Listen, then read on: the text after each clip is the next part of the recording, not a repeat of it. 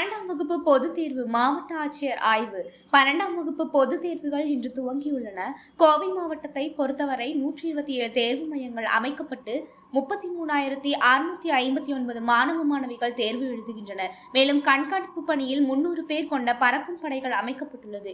இந்நிலையில் சித்தாபுதூர் பகுதியில் உள்ள அரசு மேல்நிலை தேர்வு மையத்தினை மாவட்ட ஆட்சியர் கிராந்திகுமார் பாடி நேரில் பார்வையிட்டார். பின்னர் செய்தியாளர்களை சந்தித்த மாவட்ட ஆட்சியர் 12வது வகுப்புக்கான பொதுத் தேர்வு இன்னையிலேருந்து ஆரம்பித்து 22ஆம் தேதி வரை நடைபெற்று வருகிறது. நம்ம மாவட்டத்தில் 363 பள்ளிகளில் 127 சென்டர்ஸில் இந்த தேர்வு நடக்குது.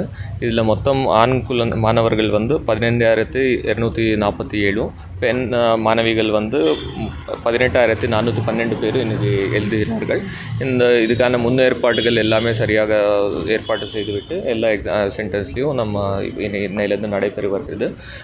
அமைச்சரும் நேற்று சொன்னார், இந்த மாணவர்கள் ஸ்ட்ரெஸ் எடுக்காமல் இப்போது ஆண்டு முழுவதும் அவங்க பண்ண ஒரு ஹார்ட் ஒர்க்குக்கு இது ஒரு ரிசல்ட்டாக இருக்கும். ஸோ ஸ்ட்ரெஸ் எடுக்காமல் காமாக இந்த எக்ஸாம்ஸ் நம்ம எதிர்கொள்ள சொன்னார்கள். அதே மெசேஜ் நாங்களும் கொடுக்குறோம்.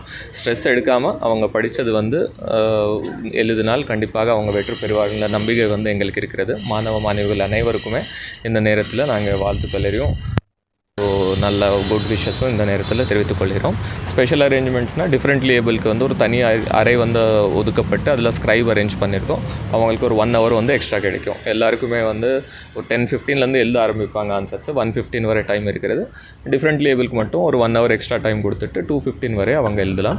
மற்ற ஏற்பாடுகள் நாங்கள் கண்காணிப்பு பண்ணிகிட்ருக்கோம். எங்கெங்கே ஃபெசிலிட்டிஸ் எங்கே கொடுக்குற தண்ணீர், டாய்லெட்ஸ், இந்த அரேஞ்ச்மெண்ட்ஸ் எல்லாம் நல்லா இருக்கான்னு மானிட்டர் பண்ணிகிட்டு இருக்கோம். கோவை மாவட்டத்தில் 363 பள்ளிகளில் 127 மையங்களில் பொதுத் தேர்வு நடைபெறுவதாகவும் இதில் 15,847 மாணவர்கள் 15,412 மாணவிகளும் தேர்வு எழுதுவதாக தெரிவித்தார். மன அழுத்தமின்றி மாணவ மாணவிகள் தேர்வு எழுத வேண்டும் என்று அமைச்சர் கூறியதையும் மாவட்ட நிர்வாகம் சார்பில் அறிவுறுத்தியுள்ளதாக தெரிவித்தார். மாற்றுத்திறனாளர் மாணவர்களுக்கு கூடுதலாக 1 மணி நேரம் ஒதுக்கப்பட்டுள்ளதாக கூறினார். கோவை மாவட்டத்தில் அனைத்து தேர்வு மையங்களையும் தொடர்ந்து கண்காணித்து வருவதாகவும் தெரிவித்தார். மேலும் தேர்வு எழுதக்கூடிய அனைத்து மாணவ மாணவிகளுக்கும் வாழ்த்துக்களை தெரிவித்துக் கொண்டார். Garuda Voice.